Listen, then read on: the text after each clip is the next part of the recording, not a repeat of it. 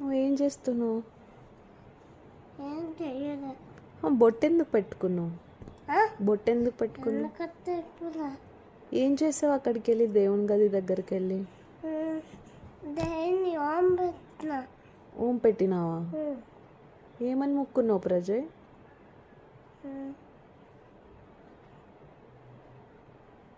అమ్మకి ఏం రాసావు చెంపల పైన?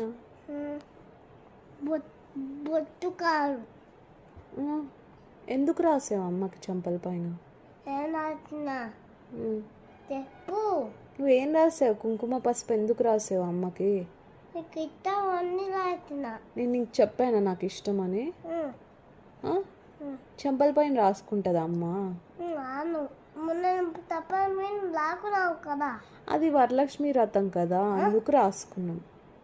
అది అప్పుడు పూజ చేసాం కాబట్టి రాసుకున్నాము. ఇప్పుడు నువ్వు ఎందుకు రాసావు అమ్మకి?